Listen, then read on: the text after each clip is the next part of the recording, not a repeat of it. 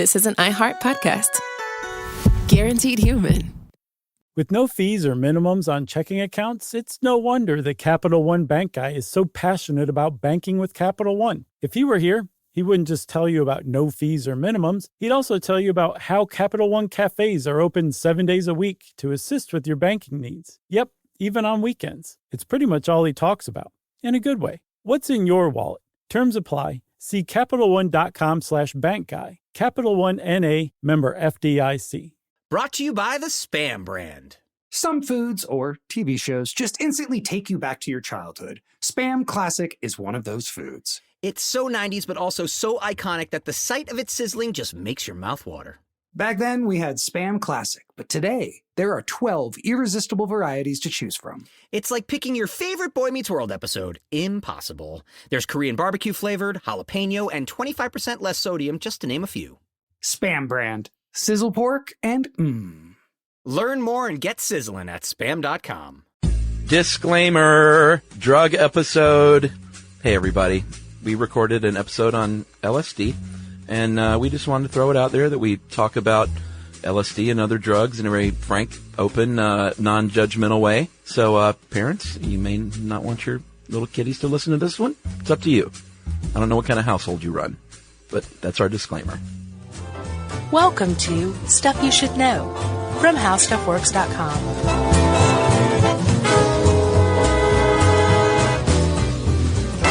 Hey, and welcome to the podcast. I'm Josh Clark. There's Charles W. Chuck Bryant and Jerry. And this is Stuff You Should Know, the podcast. That's right, Josh. I want to wish you two things. Happy anniversary. Yes, happy anniversary. Because the day that we're recording, it was 8 years ago this week that we released, well, not we, you. We. I wasn't even there yet. You were here in spirit. I appreciate that. Yeah. It's when Stuff You Should Know was born. Yeah. 2008, mid-April. 8 years ago. We got Crazy. 42 years to go. And happy Bicycle Day. Did you know that it was Bicycle Day when you picked this out? No. Really? Really. That's amazing. Isn't it? Yeah, it's weird. Yeah, it was, the thing that prompted it was that recent study about LSD, and I was like, oh yeah, we should totally do LSD. We've never done it. And it was, I think yesterday that I realized today is Bicycle Day. Yeah. And for those of you who aren't in the know, Bicycle Day... It's not about riding bicycles to work. No, it's not. As a matter of fact, somebody on Twitter said every day's Bicycle Day to me. I'm like, I bet you don't know what Bicycle Day is. You must take a lot of acid. So, Bicycle Day commemorates the day when Albert Hofman, the discoverer or creator, I guess, depending on how you look at it, of LSD, experimented on himself. And part of that included him riding his bike back home from work while he was wigging. Yeah, and we'll talk about that here in a minute. But Bicycle Day itself was started in 1985, supposedly by Professor Thomas Roberts of Northern Illinois University. Go Huskies, in commemoration of that, what some people say was a great day in history. Sure. It certainly was a day that changed history. You really can't argue that. No, and if you want to just hear all things LSD and Stuff You Should Know, we did two other shows. 2008, did the CIA test LSD on unsuspecting Americans? That's a good one. The answer is yes. Mind-opening. And October 2010, can you treat mental illness with psychedelics? Yeah. And now, in typical Stuff You Should Know backward form, we're going to do LSD. Yeah, we like to nibble around the edges. Do LSD. Right. You know, that'd be weird. Oh, we weren't supposed to? Uh-oh, we better get through this quick. We got about 30 minutes. Uh-oh. Oh, we should also point out at the end of this episode, we have John Hodgman on in a very special listener mail audio segment where he rebuts our nostalgia episode. Although, it seems like we agreed more than we rebutted. He didn't end up rebutting anything. Yeah, and that's... We worked out the misunderstanding. How about that? Yeah, and we, like all times that you sit down with Hodgman, we talked for 30 minutes about one small thing. And that's why this episode is super long, because this is going to be long, too. It is. So it's supersized, robust. We should sell like 8 more extra ads. Oh, let's. Just kidding. Yeah. Like Tommy Chong would probably want in on this one. He's got some businesses, doesn't he? Yeah, I shouldn't joke because sales will be like knocking on the door. All right. Hey, Chuck, really? So, Chuck, we're talking about LSD today. Yeah. And LSD, again, that bicycle day, that first day 73 years ago, I think, it really did change the world. Because there are very few substances that have ever been created by man that had a more sweeping, profound effect than LSD. Sure. Like a lot of people associate LSD with hippies, the Grateful Dead, maybe ravers, that kind of thing. But if you really start to kind of poke around popular culture here in the West, you start to see it turn up everywhere. Yeah, like every American president has taken LSD. Right. Well, it's part of the oath of office. Like the Bible is laced with LSD. They put their hand on it. Put their hand on it. Yeah. Actually, let's debunk that myth right now. Apparently, LSD is non-absorbent through the skin. Yeah, which means that those, well, there's a bunch of rumors, but the one with Jimi Hendrix would put LSD in his sweatband. Right. And let it just He may into have. his forehead. Oh, wouldn't have done anything. Although it could have trickled down into his mouth. Maybe. Yeah. Here's some other popular LSD myths. I don't think there have been any other drugs that have spawned, maybe these days, but I'm not hip to all these new drugs. Man, And like it's Snopes. impossible to be. I was doing research for this and I ran across like all the new drugs that are available today. Yeah. It's incredible. There's just like an avalanche of new, virtually untested drugs. Yeah. That's being, they're going from synthesis to human trials by way of customer. Yeah. Like people are taking these things and they're essentially like guinea pigs for these things still. It's just extremely dangerous. Yeah, Molly and Billy and Jimmy. No, it's and way beyond that. Jimmy's old news. Jimmy's old news. Here are just a few quickie, highlights. The guy that thought he was an orange, so he, like, peeled his skin off. Clearly LSD did that. Not true. College kids who stared at the sun until they were blind. Clearly LSD is responsible for those children. Lick and stick tattoos given out to children at Halloween, laced with LSD. Yep. 7 hits will make you legally insane. Right. You can use that as a defense in court. Diane Linkletter, jumped from a window because she thought she could fly. So that was a big one. That kind of changed public opinion. Well, she jumped from a window. She definitely did, but she was also suicidal and she had taken LSD before. What made it such a huge case was that she was Art Linkletter's daughter. Yeah. Art Linkletter at the time, this was I think the early 70s when his daughter committed suicide. He was already he was like the Bill Cosby of the age, which is not surprising. In what way? That means a lot of things now. The moral crusader and kind of social scold of everybody and how things are just not like they used to be. And the good old days are so much better. Gotcha. And everybody's just letting their kids get away with so much and pull up your pants and that kind of stuff. Oh, boy. He was a bit like that already. And then his daughter committed suicide and he was understandably devastated by that. And he turned his ire toward drugs because she had taken LSD before, but there's no evidence that she was on LSD at the time. She was already suicidal, but again, Art Linkletter is going to all of the kids' parents and saying like, you can't don't let this happen to your children too. Right. Scared America's parents and really kind of sealed the deal of public opinion against LSD at the time. Yeah. And how about one more for you?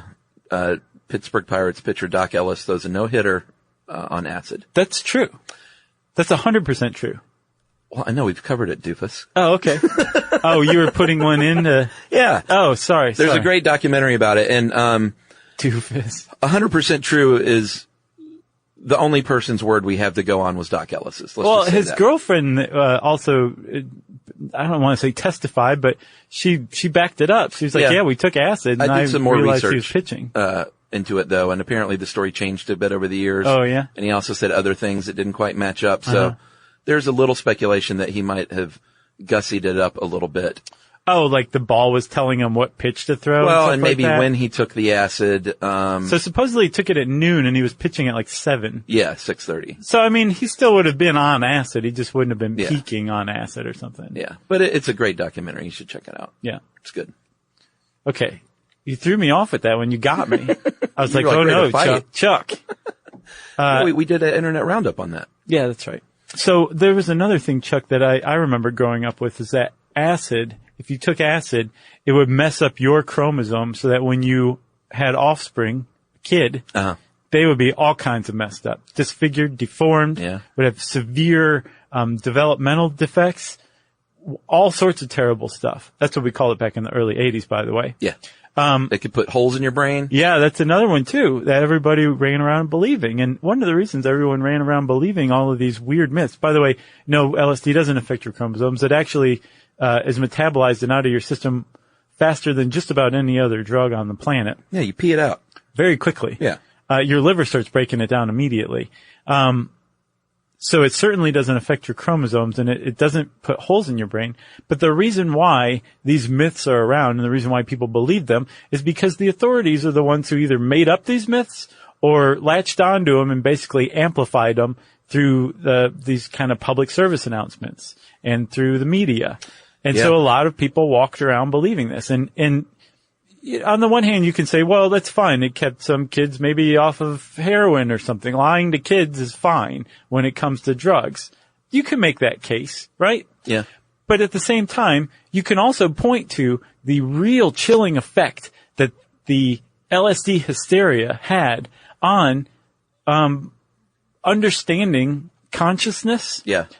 Potentially treating mental illness, which we're just now starting to realize, like, it has a lot of potential for that. Yeah. Treating alcoholism. Mm-hmm. There's a lot of people whose lives could have been helped had at the very least, science been allowed to continue its inquiry into LSD. But the fear of LSD was so widespread and so profound that even science was clamped down. Yeah, the CIA was like, only we can give people LSD. Right. Not you scientists. Yeah. In controlled settings. Right. There's this one guy, I don't know where the lawsuit is now, but he, I don't think we covered it on our show about the CIA, but the family of a guy that supposedly jumped from a window after being dosed by the CIA. Frank Olson. Yeah, but, his family suing the CIA saying, no, he was beaten up and shoved out the window. Yeah. Because he had information. I think he was actually dosed though, and he was losing his stuff. I don't know. He was dosed, but their contention, the family's that he was thrown out, is that he was murdered. I saw that too. Yeah. Yeah. That's the frankolsonproject.org maybe is what the website is. And we definitely covered that in the CIA thing. Cause he was around at the time. That happened at that time. Cause that was the time when, like, if you went to a party with CIA, they were all just dosing one another for fun. Yeah, if you went to a San Francisco CIA party, you were hardcore at the time. Yeah, you're going to be drinking acid. Unwittingly. All right, so we should, even though we've covered it before, the story is so wonderful, we should go over the creation of LSD by Albert Hofman. Again. Don't you think? Please begin. You didn't want to skip this, did you? No, I think we should put in like a little accompanying music or something, the way you set it up. It was beautiful. Yeah, like, some Jefferson Airplane, maybe. Doom, doom, doom, doom. So, a Swiss chemist, his name was Albert Hofman, like we said a few times. He was working at a lab called Sandoz. They were a pharma company. And now they're still around, but they're a subsidiary. I can't remember of who. They're not making drugs anymore? No, they are. Oh, okay. Yeah. So he was working on a project, involving something called ergot. It's a fungus. It grows on rye, and it's been blamed, notably this woman named Linda Caporael. Oh, I know what you're talking about. Yeah, she put forth a theory that the Salem witch trials were kicked off by a round of ergot poisoning. Yeah. And she has a lot of good evidence. Yeah. I won't go over it all. It's cool to look up though. And a lot of people came out and were like, you know what? I bet she's right. So you were going to talk about the Hofman story. Yeah. So he was working with ergot, which grows on rye and, it did a lot of poisoning over the years, notably in the Middle Ages. Yeah. Even though they used it medicinally, midwives used it to help speed up labor until they decided in the 19th century, that's pretty dangerous actually. Yeah. Maybe we should just not poison these pregnant women with ergot. Well, they were not just giving them ergot to poison them for fun. Apparently, it contracts muscles, right? Yeah. So it would speed up labor. Right, exactly. And they figured out that it would actually, it would slow bleeding, I think, by dilating blood vessels maybe. Oh yeah. So they would give it to a woman after labor still, but they stopped giving it to them like to put a woman into labor. Gotcha. But it was remarkable enough that even after this level of medicine went away, scientists were still figuring out there's something with ergot. We've got to be able to do something with it. It's just too potent. Right. You know? So, in the 1930s, this was the 1930s. It's just so crazy to think about when you see pictures of the 1930s. Yeah, they have like wires hanging everywhere for their new electric lamps. Like experimenting with LSD. It's weird. But it happened. At the Rockefeller Institute in New York City, they isolated lysergic acid from ergot. And, this is where Hofman kind of started his work, resulting in 1938 in the 25th derivative, the number 25, as in he did 24 previous. Mm-hmm. He finally landed on LSD 25. And, that was kind of it. Yeah, and LSD, we should say, stands for lysergic acid diethylamide. And, basically he started with this lysergic acid, and just basically tinkered around with it until he, like you said, arrived at LSD 25. And again, he wasn't looking for the most potent psychedelic known to humankind. No, he's looking for medicine. Exactly. He was looking for, I think, a respiratory, stimulator, something like that, maybe for kids with asthma. Uh-huh. So yeah, give these kids some LSD 25. Right, It'll cure their asthma right up. And, the first time he messed around with it, he sent it off to the pharmacologist to look, because he was a chemist at Sandoz. Now, chemists at Sandoz, they figure out processes to extract stuff, to make new compounds, that kind of thing. But that's the sum of their job. Once they come up with a new compound that they're satisfied with, they send it off to the pharmacology department. Yeah. The pharmacology department says, actually, this made that frog's leg jump by itself all the way across the room. We think there's some potential here. The pharmacologists got their hands in 1938 on LSD 25, examined it, said, we don't think there's any pharmacological potential here, throw it away. And Hofman did as he was told. 5 years later, he suddenly just thinks about LSD 25 again and is like, you know what? I think they missed something. I'm going to make a new batch just on my own. Yeah, later on he was quoted as saying, I did not choose LSD. LSD found and called me. So him deciding to make a batch on his own is highly irregular. For one, he's a chemist. You know, the chemists don't go and tell the pharmacologist they missed something. They certainly don't have a hunch 5 years later they missed something. And then thirdly, for him to make a batch of LSD was very weird. It was contrary to his work orders. And also, ergot was very expensive, and Sandoz was trying to keep a lid on expenses. So it was really, really weird that 5 years later, he mixes up another batch of LSD. That is true. But while he was mixing it up, it was a sort of a little, like a Peter Parker experiment gone wrong. Right? He got a little inside of him. Somehow. They think now he probably got it on his fingers and maybe licked his finger while he had been eating KFC for lunch. Yeah, maybe so. And, it got into his body, and he had an acid trip. He did. An accidental one at first. The world's first acid trip. That's right. And that happened. Unless one of those pharmacologists was keeping something on the down low. He's like, yeah, this is useless. Yeah, throw all this away except just save me like 10 tabs. Just my head stash. So that was April 18th, 1943. And the next day, Albert Hofman's like, I got to try that again. Yeah. So he takes some LSD. I think he took 250 micrograms. At 4:20 p.m., believe it or not. I noticed that too. Almost on 4:19. Yeah. But that's a marijuana thing. 420 is. Yeah, it kind of jumped out at me as like. I saw that too. I'm sure everyone who's ever read that was like, oh, dude. Sure. 419. Oh, he was so close. That's the universe. So he took 250 micrograms. Is that right? Which is about 10 times the minimum dose that an average person takes these days. Yeah, that's a lot of and acid. he shot it. He injected it intravenously, I believe. Yeah. Didn't he? Or did he take it orally? I'm sorry. No, he took it orally. Yeah, I don't see in there where he injected it. And, he started to have a wild ride. He did. He went to the doctor at first. He, asked his assistant and he was like, I am tripping. Pretty hard. You don't know what that is yet, but I do. And he said, I think I should go to the doctor. And he went to the doctor and the doctor was like, dude, you're fine. You're not fine, but there's nothing physically going on with you. Right. And we should say, he made it to his house with his assistant and they were on their bikes. This is where bicycle day comes from. Yeah. And he was like, my God, how long did it take for us to get home? And his assistant's like, actually, we made it home really fast. Yeah. And he's like, what? And he's freaking out. He's like, go get me some milk from the neighbor. Ends up drinking 2 liters of milk that night. Yeah, because milk could supposedly quell the effects of different drugs at the time. Yeah. So it made sense. It did nothing for this. No, and his neighbor, later on, there's a couple of stellar quotes. Let me jump back. Sorry, jump back, Jack. That's all right. After 40 minutes after that initial dose, he wrote down in his journal 1,700 hours. Beginning dizziness, feeling of anxiety, visual distortions, symptoms of paralysis, desire to laugh. Full stop. Yeah.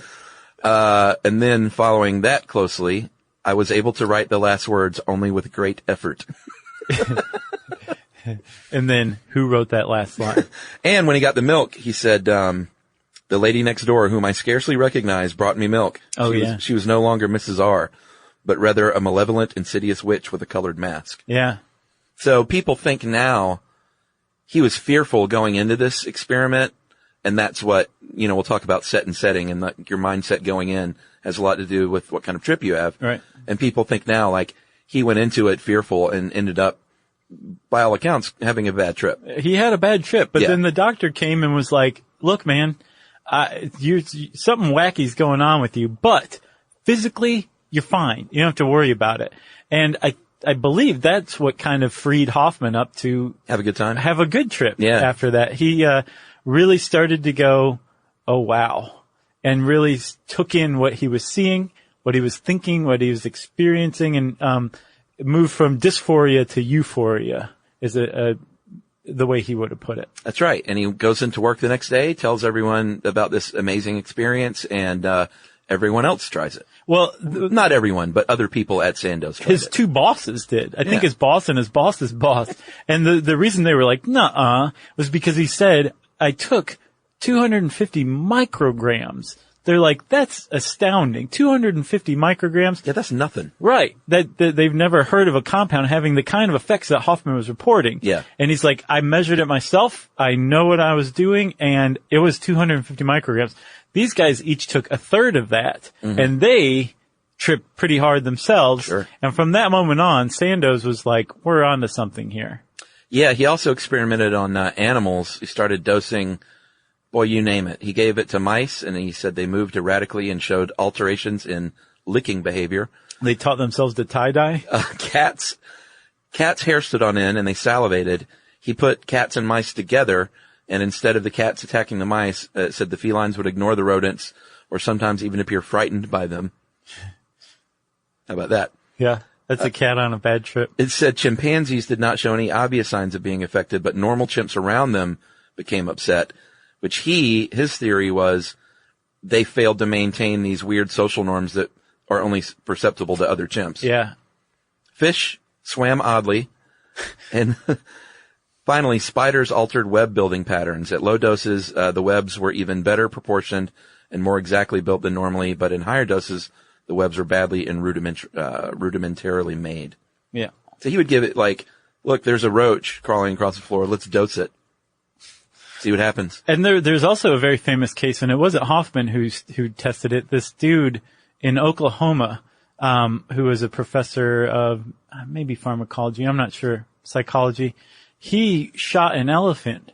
He got his hands on the Oklahoma City Zoo's elephant and shot it full of LSD. Oh my God. The elephant trumpeted once, fell on its side, started seizing, its eyes rolled back on its head, it bit part of its tongue off. It stayed like this for an hour. He finally, ultimately, a lot of people point to this as a fatality from LSD, proving that you can die. There's such a thing as a fatal overdose from LSD. Wow. But other people say, well, actually, then he shot the elephant with even more tranquilizers to try to calm it down, and that's probably what killed the elephant. But That's this guy the worst gave thing this, I've ever heard. But it was like that for an hour and a half, just suffering on just an enormous amount of acid. And the guy actually used to boast about it. He kind of wore it like a badge, like it made his career. And it was just such a foul thing that even the Scientologists were mad about it and released articles criticizing the guy and his work. Really? But, yeah. And then there's a lot of questions about whether he's actually, a CIA funded scientist as well. Well, he had a blowgun. That's the first thing they give you when you sign up for the CIA. Here's your blowgun and gallon of LSD. Yeah. But R.I.P. Tusky the elephant. He went in a really bad way. Was that his name? Yep. That's terrible. Yep.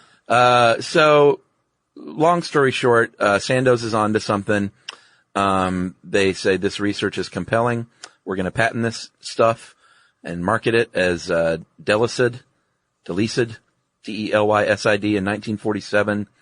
And they started advertising it for use. Like, psychiatrists, you should get some of this stuff. Get some. You should use it yourself and use it on your patients and see what happens. They said, again, I just want to repeat what Chuck said, use it on yourself. Well, yeah, so you know what's going on. Exactly. Well, that's highly irregular compared to the psychiatry of today. They don't usually go like, here's a couple of Xanny bars for you to try. Just, eat some and then you'll know what your patients are going through. They don't do that anymore. No, come on. So, well, they're not supposed to, Chuck. Okay. But yeah, Sandoz was like sending this stuff out as, an experimental drug. That's how it was labeled at first. And as it caught on, they moved it into like full on marketing and started selling them like hotcakes. Yeah, it's pretty neat. If you look up, Delicid for Google Images, it's just packaged right there. It looks like it's that very 1960s box. Sure. It says Delicid LSD 25. Yeah. Here it is in the vials. So weird.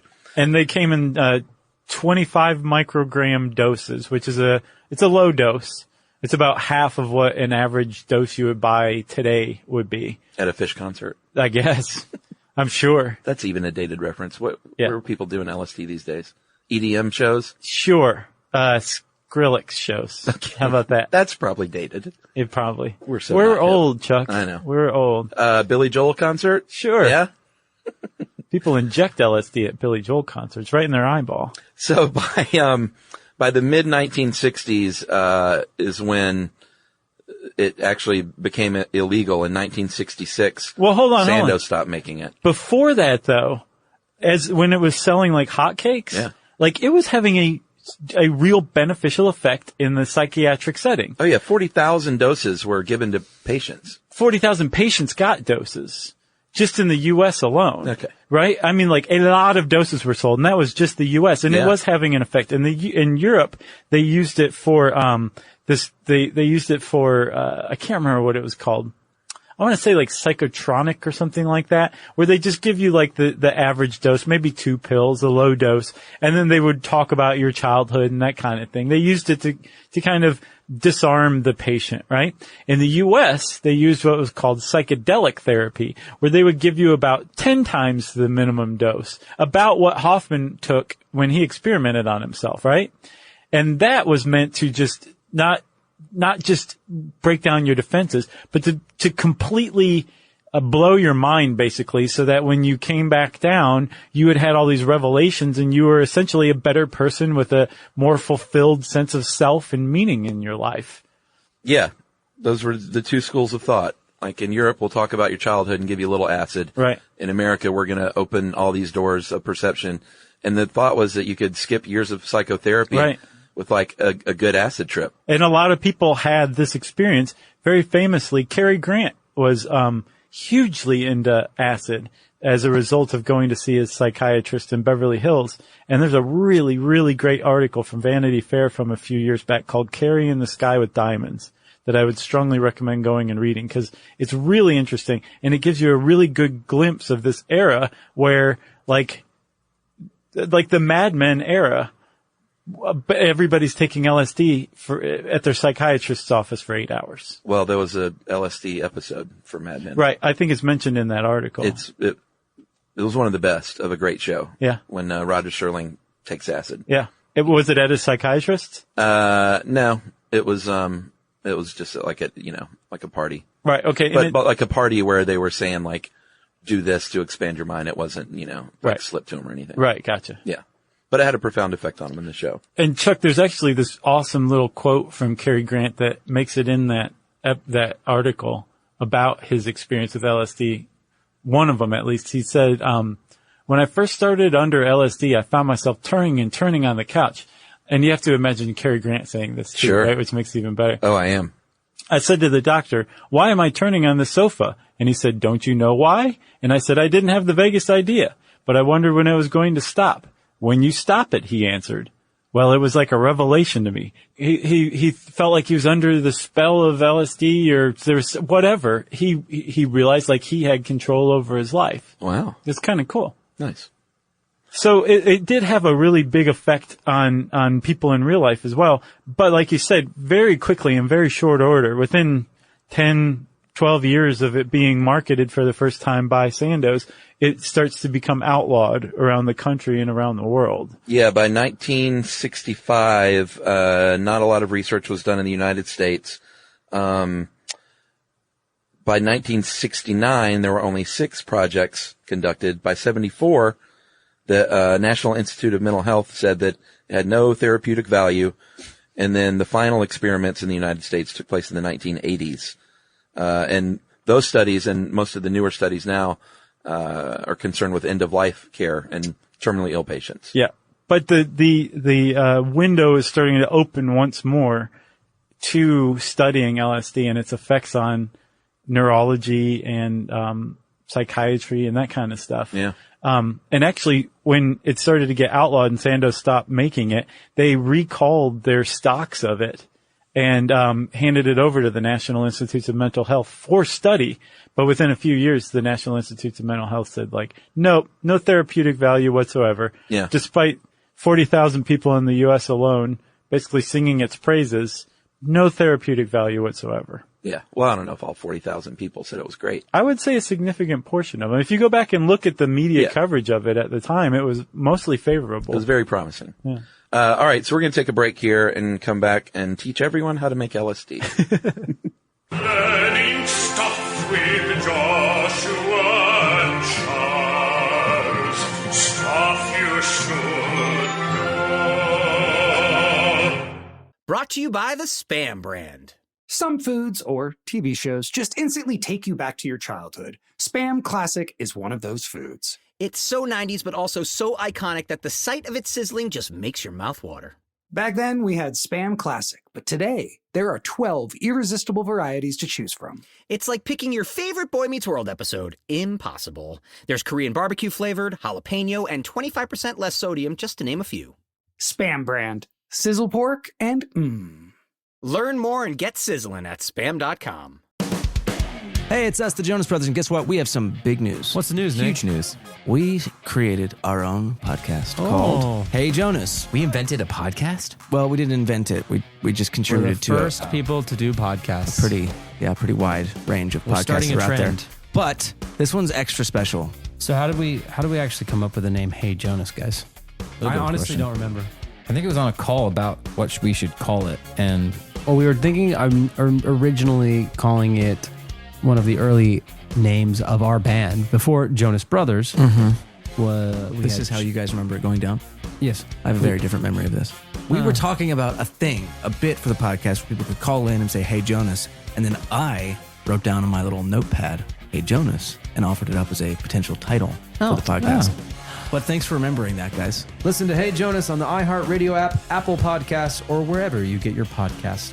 Just listen. We don't care where you hear it.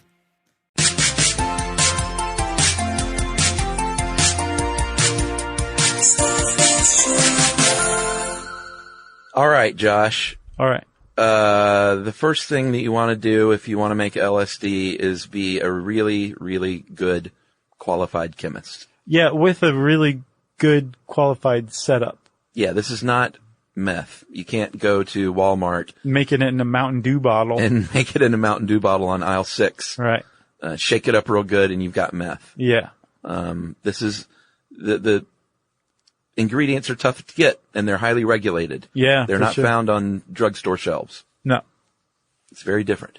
No, plus, I mean, you can start with, and there's actually other natural sources of LSD precursors, including, morning glory seeds and Hawaiian baby wood rose seeds. Yeah. And there are some LSD recipes that call for extracting this stuff called LSA, from these things and starting with that. But it's a coin toss what kind of quality your ultimate LSD is going to be. Yeah. Because you don't know how good the LSA is in these things. Plus, the government in a nod to their Prohibition era tactics, actually put a toxic coating on these seeds. Yeah.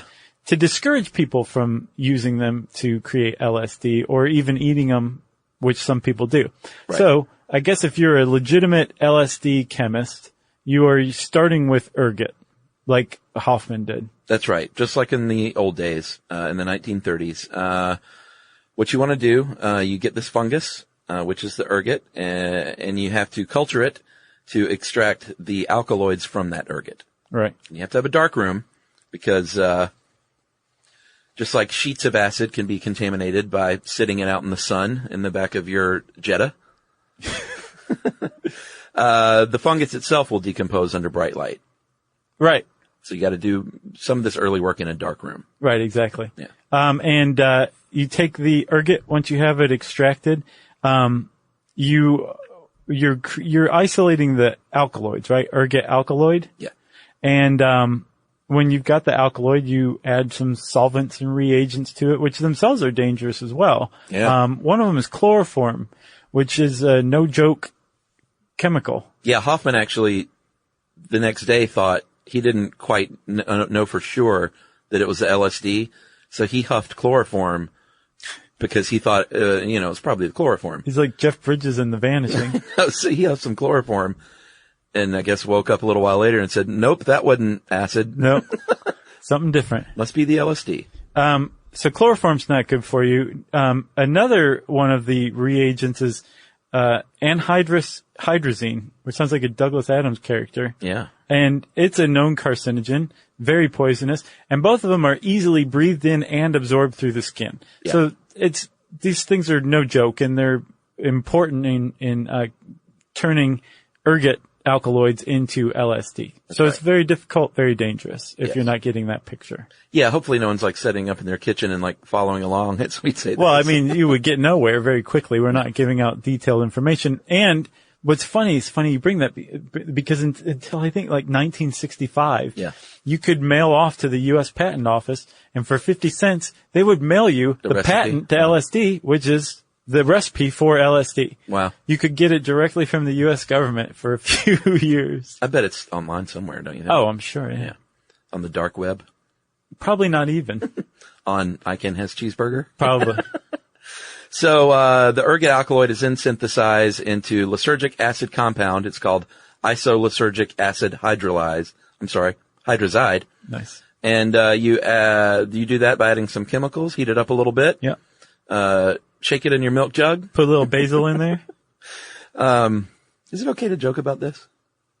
If it's not okay That's what to we joke do, right? about this, Chuck, then we've lost our sense of humor. That's right. Then that is isomerized, which means, and this is pretty advanced chemistry, But it's really advanced chemistry. yeah, It means the atoms are actually, the molecules are being rearranged in a chemical process. right. With a little heat, a little reagent, Yeah. solvent, that kind of stuff. It's taking a compound and basically doing the old switcheroo, and then bam, you have an entirely new chemical as a result. That's right. So you cool that down, you mix it up with an acid and a base, evaporate it, and you are left with isolysergic diethylamide. Isomerize it again. Because, if once is good, two is better. Then you have LSD, and it comes in the form of a crystallized powder, I believe. I think it also says you can also make it a liquid. No, you have to do something else to make it a liquid. So when you have LSD that you've synthesized from ergot alkaloids, Yeah. it's a crystalline powder, a white powder. Yeah, and in the old days, in the 60s, you could make microdots, which was a tablet form. You could just mix it with liquid and, use it like, put this drop under your tongue. Right. Or, make tea out of it or whatever. And then window pane, which was gelatin squares. So that's still around. I saw on Reddit, some kid was like, look at this. And he was holding like a huge thing of window panes. And I think he called them window panes too. Yeah, they're, the great movie, Flirting with Disaster. Did they take gel tabs? Well, one of the son, Lily Tomlin and Alan Alda's son at the end of the movie doses everyone at dinner with window pane. Yeah. That's what he calls it. Yeah. And I always just think that's a funny word for it. But these days, you're more than likely going to see what's called blotter acid. And what they do is they just dissolve that powder in ethanol, and then dip a sheet of blotting paper that's conveniently perforated into tiny little squares.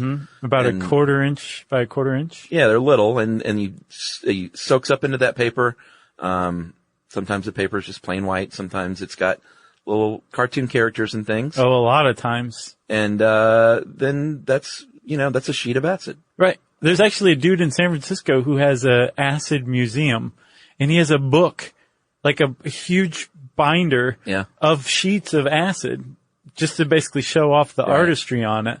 And it's like, how has this not been rated by the DEA? I think the answer to that is because the DEA doesn't know it exists. It's probably fake, right? No. I would say that's stupid because it's just a waste of money. Well, I mean, he wanted to why would preserve you just it or put whatever. fake paper in there and tell everyone it's acid? Because he's not trying to sell it. He's trying to say, like, look at the art that people make. No, that's what I'm saying though. For acid. Why would he waste all that money putting the drug on something? He's buying it. I don't follow. Like, he's going out and being like, wow, that's a really beautiful sheet of acid. I'm going to buy it and put it in my museum. Well, that's even dumber. So he said that these things have been exposed to light over the years and that they're most likely totally inactive. He said the last 12 times I tried to take it didn't work. He's like, but I traveled back in time so maybe a couple of times. So each square is a dose, and you can get up to 900 doses on a single sheet. And we'll get to this later, but you might as well talk about it now. There was a Supreme Court ruling in early 90s where they said the weight of the drug is also the weight of the paper, which it's nuts. Yeah, I mean, a lot of people got really and remain upset about this. The argument is that's the equivalent of saying, well, this cocaine came in this suitcase, so just weigh the suitcase with the cocaine, and if it adds 8 pounds, then it adds 8 pounds. Right. Instead of measuring the actual quantity of the drug itself, it's measuring the carrier device. Right. And one reason they did that was because the weight of, again, LSD, when you're looking at a minimum dose of about a quarter of a microgram, that's like the weight of 2 grains of salt. Yeah. So if you're trying to bust people, you could be like, well, a quarter microgram gets you a year or something. Well, that's why I don't see why they didn't do that. Just rewrite the law to reflect the weight of the real drug. I don't know. Because that's all they'd have to do. I know. It was very weird. It's ham-fisted. Yeah. Can I say that? Yeah, you just did. But the long and short of that is there are people that dealt acid at a fish show that are in prison for longer than, rapists and murderers. Oh, yeah, there's a guy who's in prison for life without parole. Yeah. He's like 66 now. He's been in there for a while because he got busted with some acid. Yeah. For life. Yeah. He's spending his life in jail because he had acid with him. And he's seen violent criminals all around him get out on parole. I'm sure. Pretty interesting. So should we talk about what an LSD trip is like? Yeah. According to whoever wrote this article. I think this is a Shana Freeman joint. Yeah, I thought most of this was pretty good. There were a few parts that I was like, come on. It was, very straightforward and logical and Not bad. reasonable and rational and myth-busting, too. Yeah, I agree. Yep. So the hallucinations that one would have on LSD, I think there's a bit of a misnomer there in that some people might think, oh, I saw a pink elephant come in the room and sit down beside me, and I thought it was real. That's not exactly what they mean by an LSD hallucination. No. What they mean more is, I stared at the wall and the wall looked like it was pulsating and breathing. Right. Or that painting had a glow around it. And it's also a case of not, oh my God, what's happening to my brain? It's, oh my God, this acid is awesome. Right. Or bad or strong. But I know that I'm on a drug and it's making all these hallucinations happen. Precisely, right. And is that a fair way to say it? Yeah, it's a great way to say it. I mean, it's away from the classical definition of a hallucination because and it's also, you don't believe what you're seeing is like real. You realize that it's the result of the drug. Although I'm sure some people have taken acid and really, thought like, it's done such a number on their brain that they didn't know that they were on the drug, which is why you have your buddy there to say, no, that's the acid. Right. Well, that's another point that, Shana Freeman makes in this article is that because of the trip and how what a profound impact it has on the brain, you typically want to trip with other people Yeah. who have experienced tripping in a very calm place. And you mentioned set and setting earlier. I think that was Timothy Leary that came up with that. And set refers to mindset. Yeah. And setting refers to the setting that you take your acid in, right? So you want to be in a positive frame of mind, or else you're going to probably have a bad trip. And you want to take it in a calm, comfortable setting, like your home, or Shana Freeman suggests the park. Yeah, maybe don't, if you're stressed out about finals, maybe don't take acid before you go to class to take those finals. You're probably going to have a bad time. That would betray set and setting in a profound way. Exactly. So the trip itself typically lasts for something between maybe 7 to 12 hours. About halfway through, you're going to experience what's called the peak. And the whole thing's going to really start about 30 to 60 minutes after you take acid. Yeah, and if you've ever been to college and seen someone taking acid, like on the dorm floor, you might hear a lot of like, I don't know if it's working yet.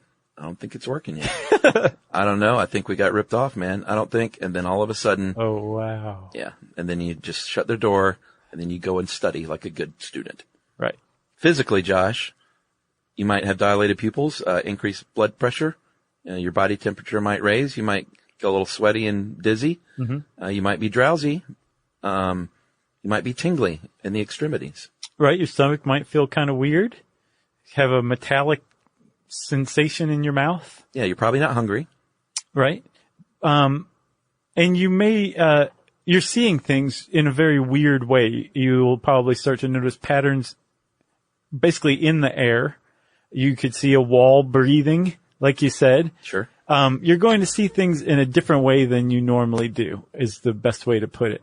In some extreme cases, some people have reported synesthesia triggering in them, where their senses are basically getting mixed up. I wonder if they're synesthetes. Maybe, and that like unlocked it. Maybe. That's entirely possible because there's a pretty well-established school of thought that says that if you are predisposed to a brain-based mental illness like schizophrenia or bipolar disorder, taking LSD can hasten its onset. It's not going to give you schizophrenia. It's not going to give you bipolar disorder. Right. But if you were already predisposed to it and the symptoms hadn't started yet, it could hasten that. True. Emotionally, Shana points out that it kind of can run the gamut from happiness and euphoria. You love everything. You love everyone. Everything's magical. That's the key word right there. What's that? Magical. Yeah. Everything seems magical to you. Or it can go the other way. And you can have, bad emotions, and that's, probably part of the bad trip if you go into it in the wrong headspace like we talked about. But that's the crux of it still. The magic is still the crux of it. Sure. Regardless of whether you're having a euphoric or a dysphoric experience, it still seems to have supernatural qualities to it. It's not just normal, having a bad experience, bad mood kind of thing. It's like the universe is coming apart. And it's all reflecting poorly on my life. Yeah. And I think with a lot of hallucinogenics, that's why they're used in spiritual and religious ceremonies, all over the world. Right. Because it's a profound experience. It can make you very contemplative. The things you think, it can make, people look inward and, discover things about themselves. And so that's why, like ayahuasca and, or ayahuasca? Ayahuasca. Ayahuasca? Ayahuasca. Ayahuasca. It's in there somewhere. And magic mushrooms, we did a great episode on that. Yeah. They've been used for millennia around the campfire. Yeah. For people to quote unquote, unlock these doors in their mind that they don't readily have access to. The doors of perception. That's right. If you are an observer of people on LSD and you're not on an LSD, you might think, man, they're talking a lot about really things that aren't very important, but to the person on the LSD, it's very important. It's the most important thing in the world at that moment. Right. And the person not on LSD and the person on LSD will both mutually scare one another. Yeah, and usually end up in different rooms at a party. Sure. And then there is the time jumps. it just really will mess with your sense of time, according to research, and they will say that you might think you've been doing something for 5 minutes and it's been an hour, or it might be the reverse. Right. And you might not have any idea how much time is passing. So whether you're having a good trip or a bad trip, the one thing that all trips are going to have in common is that they end within about 12 hours or so. Like the magical thinking goes away. What you would perceive as normal reality starts to set back in. And there may be some sort of emotional or mental hangover. Not a hangover like one that alcohol brings on, but more just like a whoa kind of thing. Yeah, after a profound emotional mental exercise. Or being put through the grinder. Sure. You will have some sort of, you'll be awash in something. Yeah, agreed. But reality will return eventually. Right. That makes sense that you would have an emotional hangover, Chuck, because LSD basically mimics the shape of serotonin and kind of hijacks your serotonin receptors is how it does its thing. So serotonin is in part responsible for mood regulation, emotions, that kind of thing. So it makes sense that you'd be a little wacky the day after you trip on LSD. Interesting. Sometimes you might see I always say college students. I keep picking on college students. I mean, that I seems would to be when guess it happens. About 98% of acid trips are undertaken by college students. You might see a college student admit themselves to the ER or call an ambulance. The doctor's like, this was a terrible decision on your part. Yeah, and you go, why are you talking to me about this? Just heal me. And the doctor will pat you on the head and put you in a quiet room. No, the doctor meant coming to the hospital while you're on acid. I got you. But when you get to the ER, the doctor will pat you on the head, put you in a nice, quiet, dark room, reassure you that everything is okay. They may give you some anti-anxiety meds or a tranquilizer to sort of chill you out a little bit. But basically, they just keep you in there and tell a nurse, like, do me a favor, every hour go in there and make sure that guy isn't breaking some equipment. Right. And he'll be fine in, sounds like about 6 hours. Yeah. So that's tripping. Tripping 101. You want to take another break before we get into like what's going on in your mind? Yeah, why not? All right. So, everybody bear with us, man. Learning stuff with Joshua and Charles. Stuff you should know.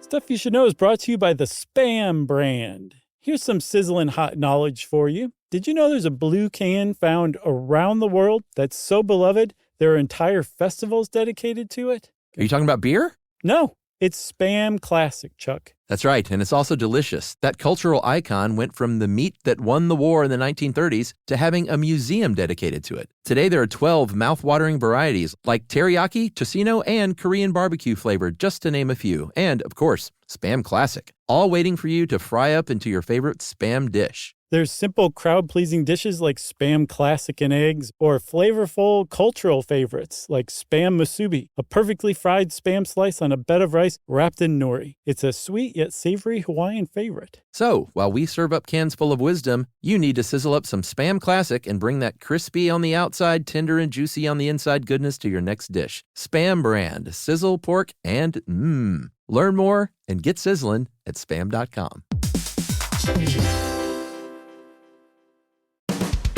Hey, it's us, the Jonas Brothers, and guess what? We have some big news. What's the news, Nick? Huge news. We created our own podcast called Hey Jonas. We invented a podcast? Well, we didn't invent it. We just contributed to it. We're the first people to do podcasts. A pretty wide range of podcasts starting a out there. trend. But this one's extra special. So how did we actually come up with the name Hey Jonas, guys? I honestly don't remember. I think it was on a call about what we should call it. And Well, we were thinking originally calling it one of the early names of our band before Jonas Brothers. This is how you guys remember it going down? Yes. I have a very different memory of this. We were talking about a bit for the podcast where people could call in and say, hey, Jonas. And then I wrote down on my little notepad, hey, Jonas, and offered it up as a potential title for the podcast. But thanks for remembering that, guys. Listen to Hey Jonas on the iHeartRadio app, Apple Podcasts, or wherever you get your podcasts. Just listen. We don't care where you hear it.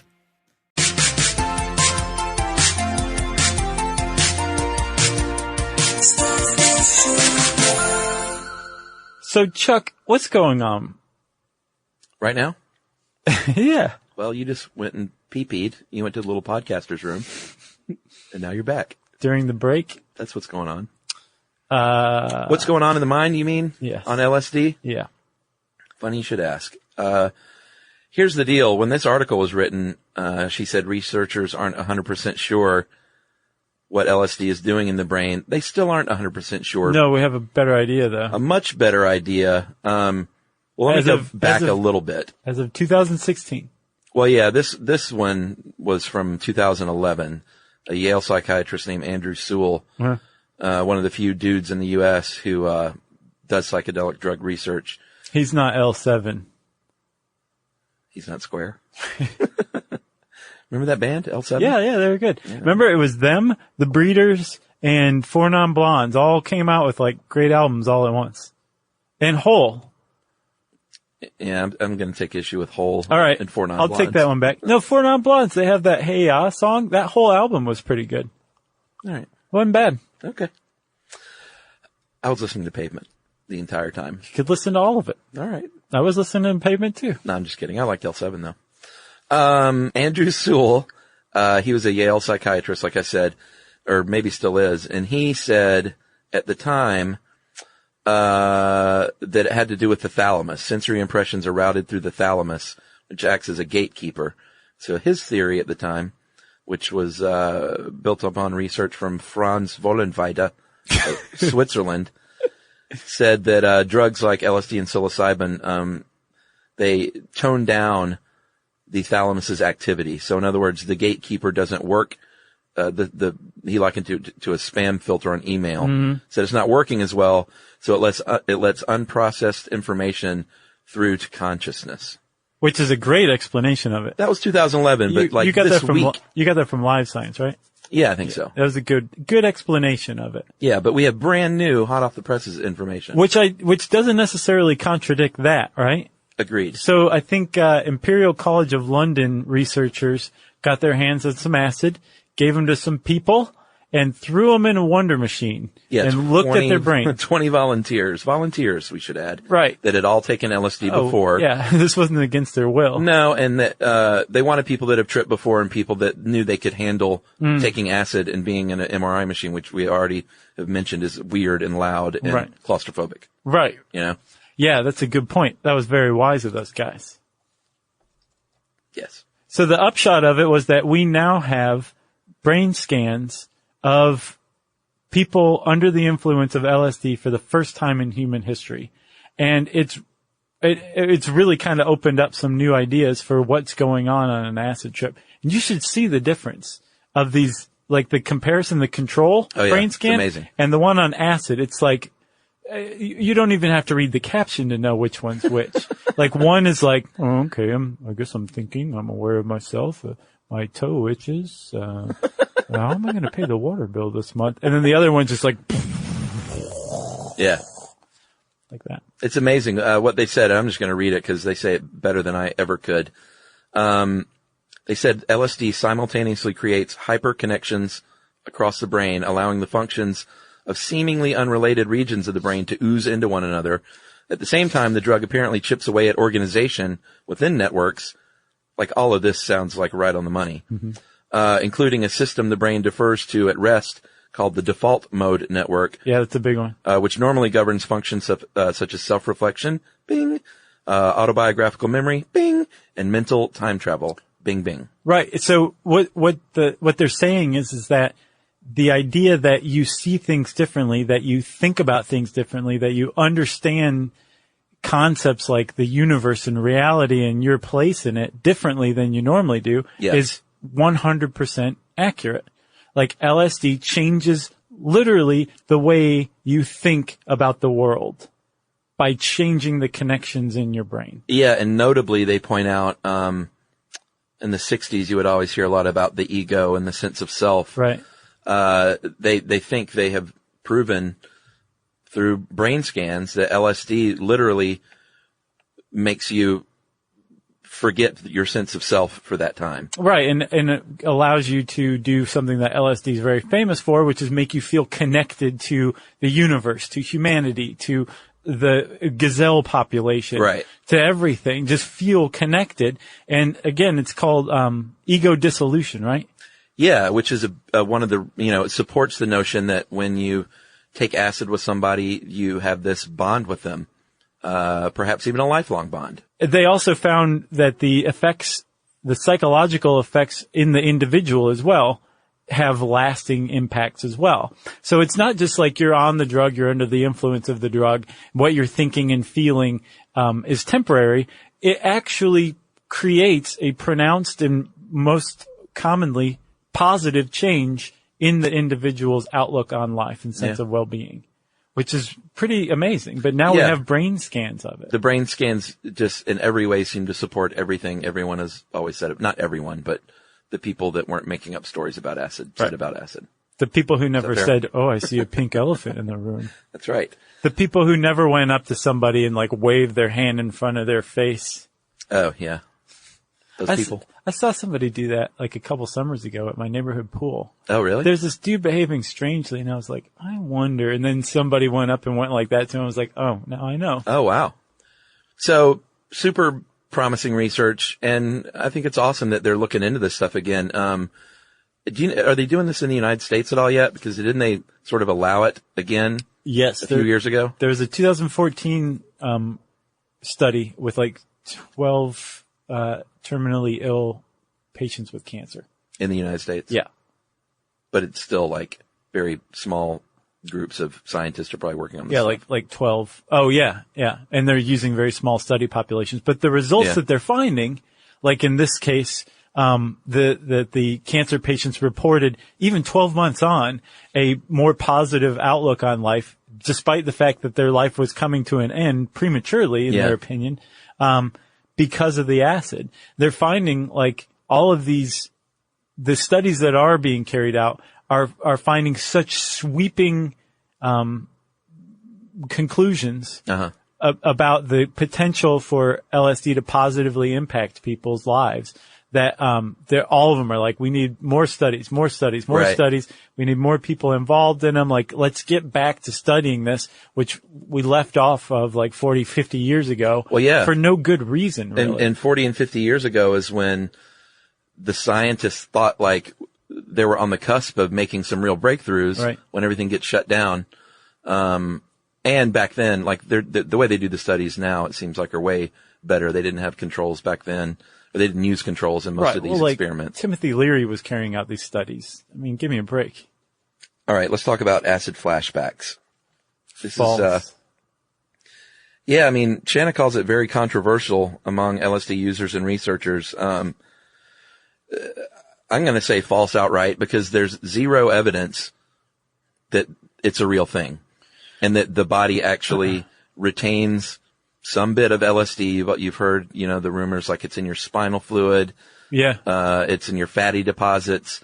And years later, you can be sitting in a meeting and have a full-on hallucinatory acid flashback. Right. There's no mechanism that this could be carried out by where there's like like your body stores some acid for later and you start to trip again suddenly. There are people who have reported it. But it's entirely possible that they're mentally ill. Right. Or it's entirely possible they're suffering from something called hallucinogen persisting perceptive disorder. This sounds pretty awful if you ask me. Yeah. And this, I did a little more research. Apparently this is linked to persistent LSD use. Someone who's done a lot of acid, and it is, even then it's still not due to a buildup of LSD molecules in the body. So what, maybe they rearranged their neural connections? Well, it says, or were they also predisposed to mental illness? Well, I think a lot of times it says current medical opinion is divided as to the cause. Some people think it's a form of PTSD. Other people think there were changes in the brain morphology because they did so much acid. But it's still not like the old story, like you had acid in your body from a trip long ago. Right now, you're just reactivated. You're just like burned out, sitting in the corner. Yeah, and supposedly in 1991 is where this was all born at an educational meeting for DEA agents in San Francisco. A speaker said he suggested that the re-release of LSD hidden in the bodies of users led to untimely psychotic flashbacks. And no one has tape of this, but there are people that wrote about it, and all evidence points to like this is where the acid flashback myth was born. Just from this one speaker. That's really interesting. Yeah. Who knows? Way to go, dude. So, again, we were talking about like there's a lot of hysteria surrounding LSD. People have died on LSD. What's at issue is, well, a couplefold. One, is there a lethal dose of LSD? Yeah. That's never been proven. Right. Despite the millions of acid trips that people have taken, it's never been conclusively shown that LSD led to the death of a human being. Yeah, I would assume like there's a lethal dose of water. Right. So I would assume if you drank 5 gallons of LSD, you might die. Yeah. But then it's so out of the realm of believability, it's just like, why even talk about it? Right. And there have been cases of people ingesting massive amounts of LSD. So the minimum dose is a 1/4 microgram, which is, like 25 thousandths of a gram, I believe. Is that like what an acid hit is these days?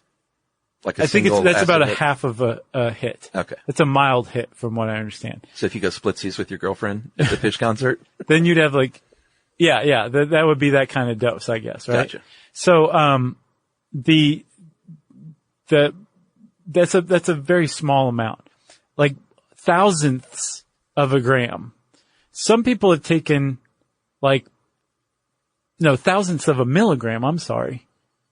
Okay. That's the dose. Some people have taken milligrams of this stuff. Wow. Accidentally. There was a group of people in 1975 at a party, and they thought they were snorting cocaine, but it turned out they were snorting powdered LSD. Boy, oh boy. And one person was shown to have ingested 7 milligrams of LSD. Unbelievable. So that's like 70,000 times the minimum dose, something like that. Yeah, and I think this is actually in the Western Journal of Medicine, and most of the people just, boom, it knocked them out immediately, and they passed out. The people that were awake, well, everyone went to the hospital. Right.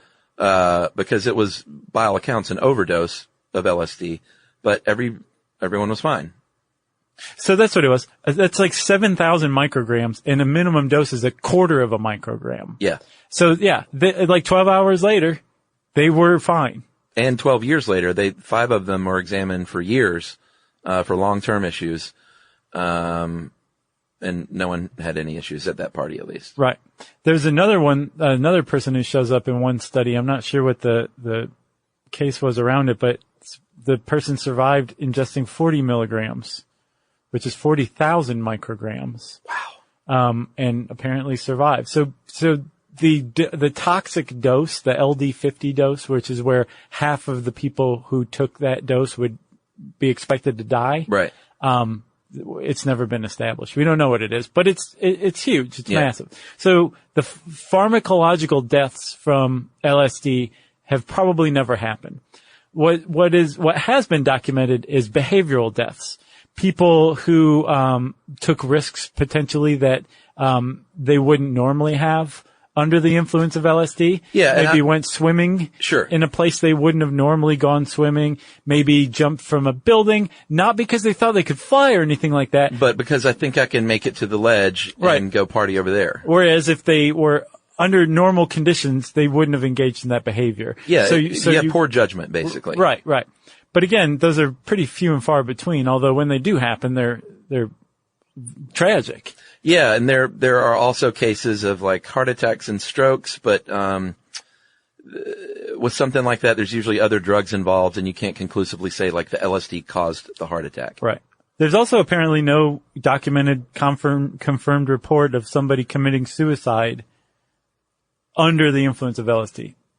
It's more like Art Linkletter's daughter, somebody who had taken LSD before, right? And their previous LSD use was blamed for it.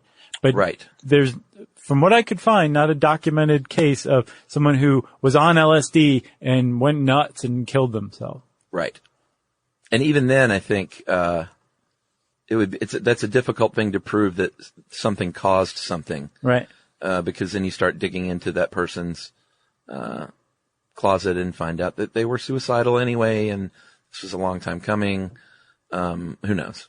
It's a tough thing to prove. The upshot of it is that the documented evidence of the positive effects that LSD can have on the human psyche vastly outnumber the recognized tragic events that have taken place as a result of LSD. Can I read this one part about heavy LSD users? Because I thought this was kind of funny. Heavy LSD users can develop profound social problems, completely ruin their sleep cycles, and lose interest in eating and personal hygiene. They turn into hippies is what they're saying. Yeah, and she says something I do take issue with, that there's no one in rehab for LSD. That's not true. There are people in rehab for LSD. It's not common because she rightly points out that when you do LSD and then you do it again the next day, and then the next day and the next day, you become, you build up a tolerance really fast. Yeah. And you just need more and more LSD. And things normalize. Or it doesn't work after a very short time. Right. Well, like I said, things normalize and you don't get the experience you're looking for.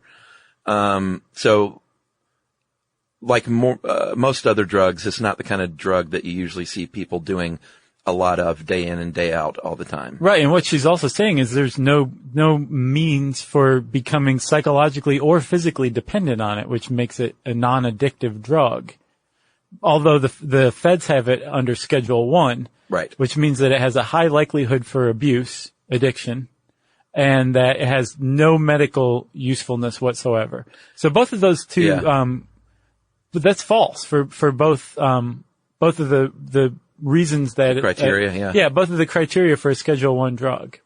She also points out, and this is something I never considered, but I think makes a lot of sense. The effects of LSD aren't dependable.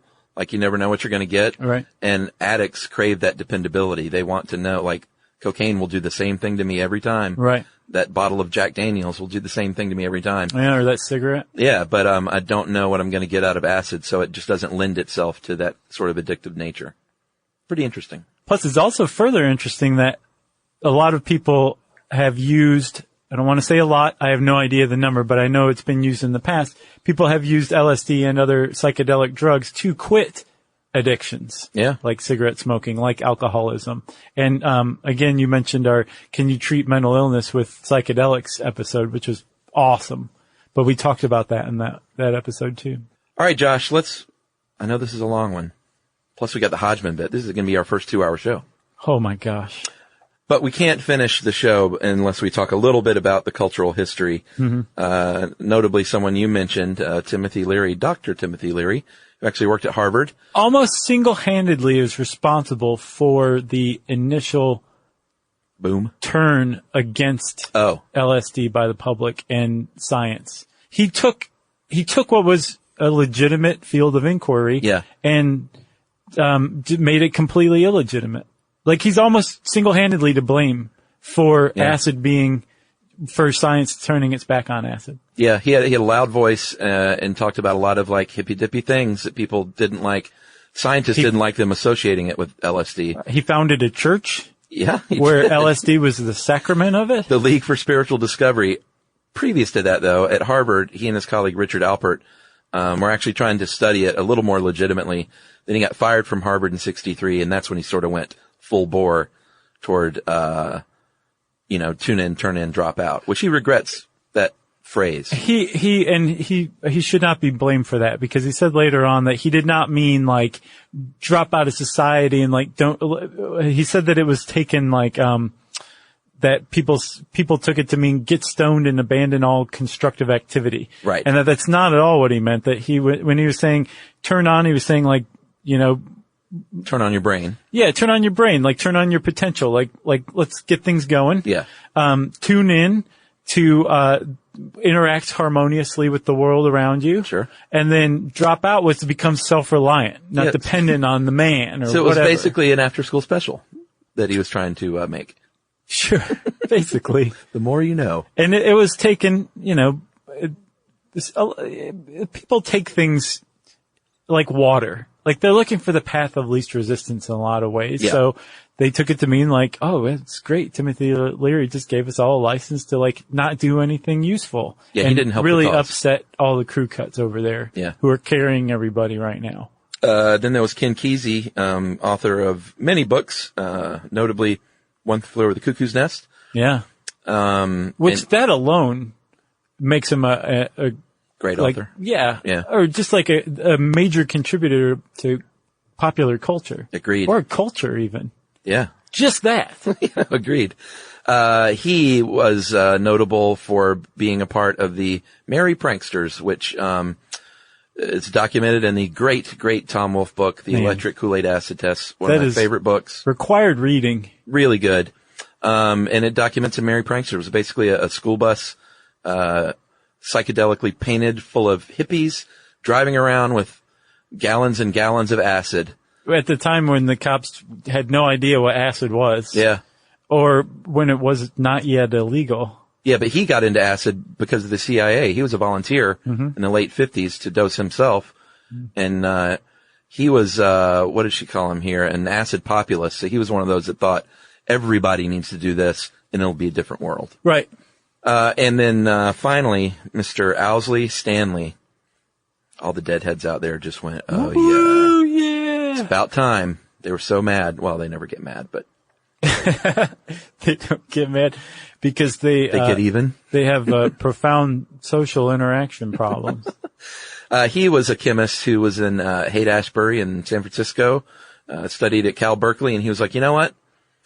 I'm taking a lot of bad LSD, and so I'm going to start making it myself. He was a self-taught chemist. Did you say that? Yeah. Wow. And he got really, really good at it, and Owsley LSD became the standard for good, clean acid in the 1960s and 70s. Yeah, and they used them at the acid tests, which Ken Kesey used to hold in San Francisco, and the Grateful Dead used to play. And Owsley Stanley was also the sound engineer. Did he create the Wall of Sound? Was that his doing? No, that was Phil Spector. Oh, okay. But he was the Dead's original sound man, and what he got known for was he was one of the first people to mix concerts live and in stereo and plug right into the board. So all those old, Deadheads love to trade the old bootlegs. Those bootlegs sound so good because of Owsley. Gotcha. Because he was, he was an innovator as a sound man, and he was one of the first investors in the Dead financially. And because he was a millionaire, LSD millionaire. Probably. Yeah. Said he made like 10 million hits of acid in his lifetime. Yeah. He gave away a lot of it though. Yeah. There was one, it was a sit-in, I can't remember what it was called, where he gave out, and by all accounts, 300,000 people took acid all in one place. Wow, where? Oh, it had to be San Francisco. Oh, yeah. And he also, designed the Steely with Bob Thomas, the very famous lightning bolt skull logo on the Grateful Dead album, Steal Your Face. Right off of your head. Was designed by Owsley. Did not know that. Yep. And now all the Deadheads are going, okay, you mentioned the Steely. Okay. I'm sure we got something wrong. 2.5 hours in.